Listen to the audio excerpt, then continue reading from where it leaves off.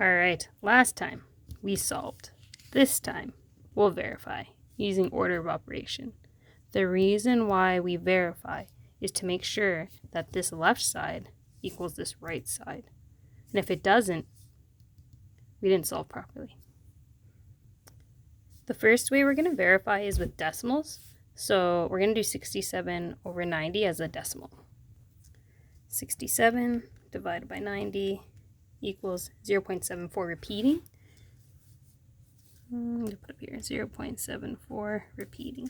Because we have a repeating decimal, we're going to know from the get-go that this is not going to balance exactly. Alright, so we're going to just round it up to, not round it up, keep it the same, 0.74 instead of the fraction. And we'll have pretty close to balancing our equation. So our first step is to substitute. So I'm just going to rewrite this with 0.74 instead of x. Oh, my equal signs aren't going to line up. Okay, 0.74 here.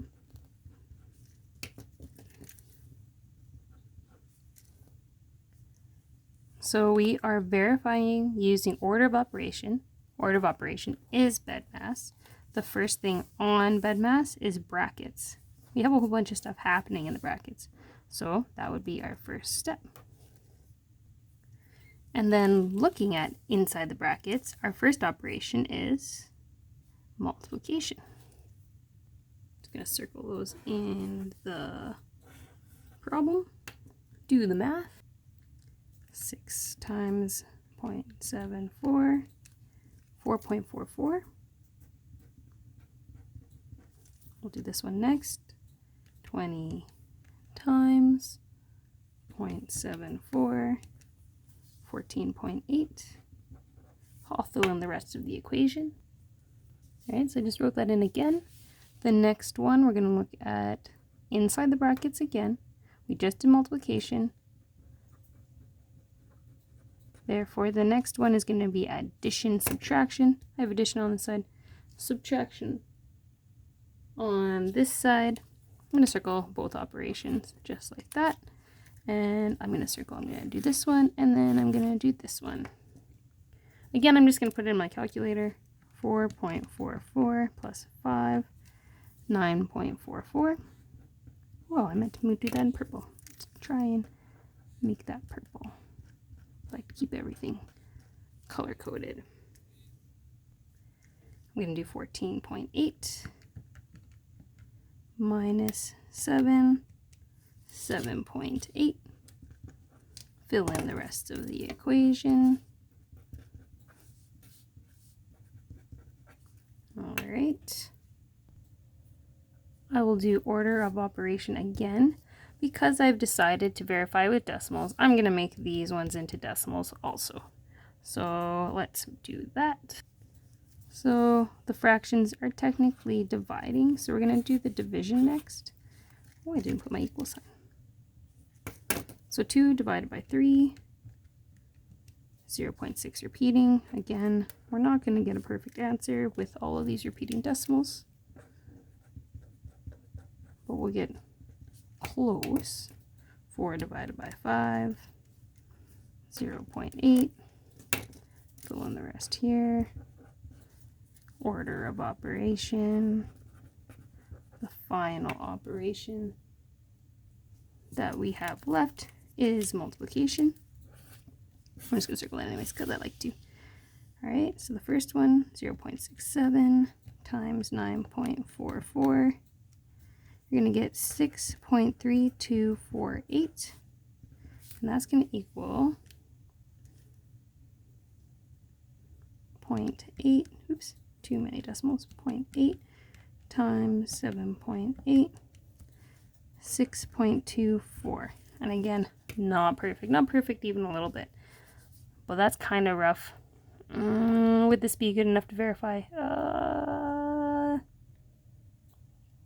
I would say not really, but it is a strategy you could use. This is, I don't know, this is pretty far off if you'd ask me. So let's verify again using fractions. All right, same equation. We're going to verify with the fraction. Same steps. The first step is to substitute. So instead of x, you're going to have 67 over 90. Instead of x, you have 67 over 90. Build the equation around it.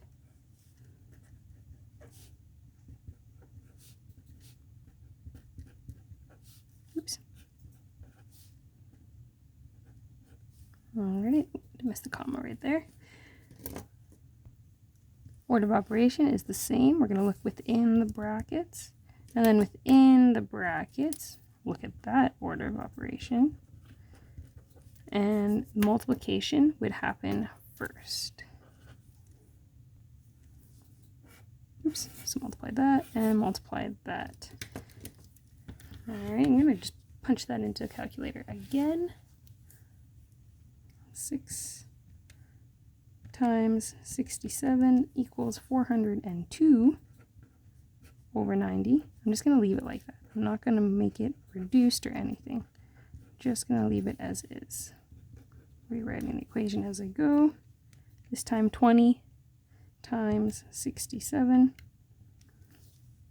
1340 over 90 minus 7. All right. Next in the order of operation is addition and subtraction, same as our steps on top. So we're doing this one next. It's going to get a little messy, so I'm going to put the fractions on the side over here. And I know, okay, I'm going to do this one first. I know that I need this denominator to be 90.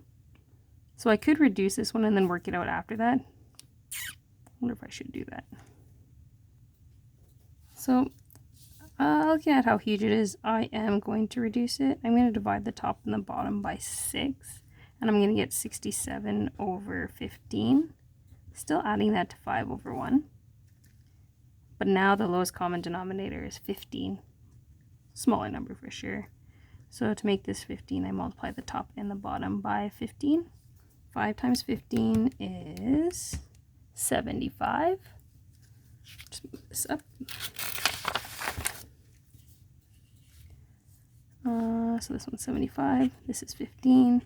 Add them. Now that I have the same denominator, 67 plus 75, 142 over 15. All right, so 142 over 15. Do the work for 1340 over 90 minus 7 over 1. So the same thing, I'm going to reduce this one just by 10. So I'm going to divide the top and the bottom by 10. Makes it a bit smaller, 134 over 9. Subtract 7 over 1. Lowest common denominator is 9. Multiply the top and the bottom by 9. Get 134 over 9 minus 63 over 9. Subtract them, 134 minus 63, 71 over 9. I'm going to put that one over here. I've run out of room on the side to write the next operation, but there's only one operation left anyways, just to multiply it. So for here, you're going to do 2 times 142. You will get 284. 3 times 15, you'll get 45. Over here, you're going to get 4 times 71. You'll get 284. 5 times 9, you're going to get 45. Oh, look at that. 284 over 45 and 284 over 45. Do they match? Does the left side equal the right side? Yep. And that's why we verify. So, like I said, you could do this decimal way, but it's not. These ones are pretty far off from each other. If you have a graphing calculator where you can save the repeating decimals and then punch it into your calculator that way, yeah, go for it. Go for the decimals. But if you do not, this is the safer bet to just keep it as a fraction. There you go.